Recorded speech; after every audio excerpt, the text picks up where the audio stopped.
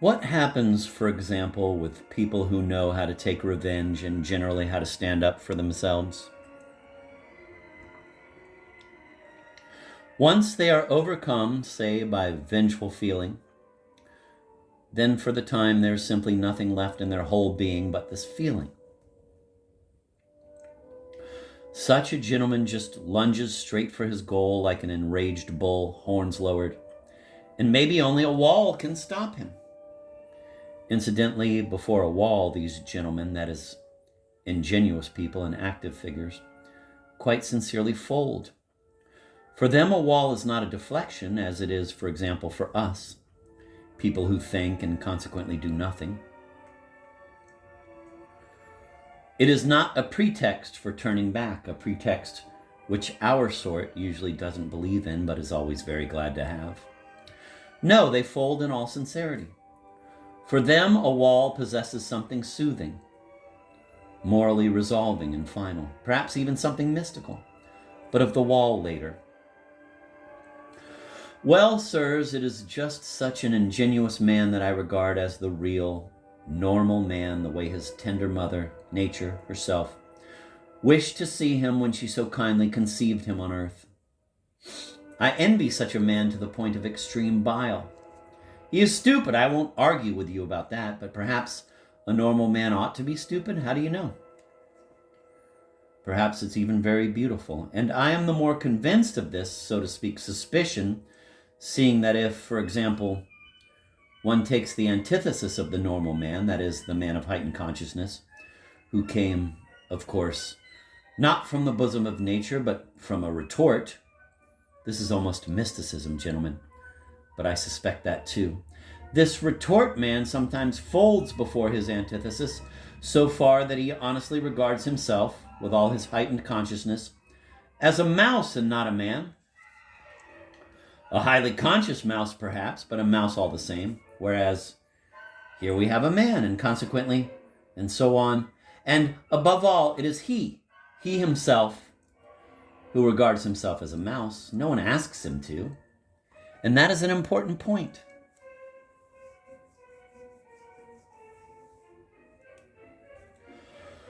Let us now have a look at this mouse in action. Suppose, for example, that it too is offended, and it is almost always offended, and it too wishes to take revenge, for it may have stored up even more spite than l'homme de la nature et de la vérité.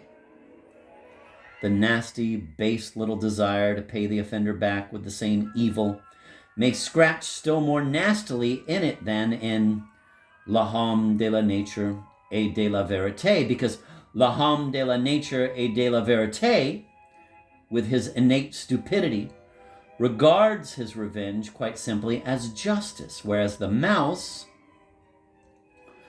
as a result of its heightened consciousness, denies it any justice. Things finally come down to the business itself, to the act of revenge itself. The wretched mouse, in addition to the one original nastiness, has already managed to fence itself about with so many other nastinesses in the form of questions and doubts. It has padded out the one question with so many unresolved questions that willy-nilly some fatal slops have accumulated around it. Some stinking filth consisting of its dubieties, anxieties, and finally of the spit raining on it from the ingenuous figures who stand solemnly around it like judges and dictators, guffawing at it from all their healthy gullets. Of course, nothing remains for it but to wave the whole thing aside with its little paw and with a smile of feigned contempt in which it does not believe itself, slip back shamefacedly into its crack. There, in its loathsome, stinking underground, our offended, beaten down and derided mouse at once immerses itself in cold, venomous, and, above all, everlasting spite.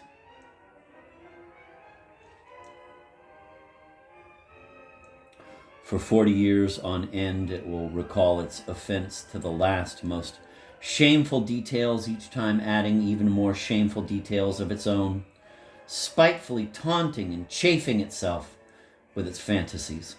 It will be ashamed of its fantasies, but all the same, it will recall everything, go over everything, heap all sorts of figments on itself, under the pretext that they, too, could have happened and forgive nothing. It may even begin to take revenge, but somehow in snatches, with piddling things, from behind the stove, incognito, believing neither in its right to revenge itself nor in the success of its vengeance, and knowing beforehand that it will suffer 100 times more from all its attempts at revenge than will the object of its vengeance, who will perhaps not even scratch at the bite. On its deathbed, it will again recall everything, adding the interest accumulated over all that time, but it is precisely in this cold, loathsome half-despair, half-belief, in this conscious burying oneself alive from grief for 40 years in the underground, in this assiduously produced and yet somewhat dubious hopelessness of one's position, and all this poison of unsatisfied desires penetrating inward, and all this fever of hesitations, of decisions taken forever, and repentances coming again a moment later, that the very sap of that strange pleasure I was talking about consists. It is so subtle, sometimes so elusive of consciousness, that people who are even the slightest bit narrow-minded or who simply have strong nerves will not understand a single trace of it. Perhaps, you will add, grinning, those who have never been slapped will also not understand, thereby politely hinting that I, too, may have experienced a slap in my life, and am therefore speaking as a connoisseur. I'll bet that's what you think. But calm yourselves, gentlemen. I have not received any slaps, though it's all quite the same to me, whatever you may think about it. Perhaps I myself am sorry for having dealt out too few slaps in my life. But enough! Not another word on this subject, which you find so extremely interesting.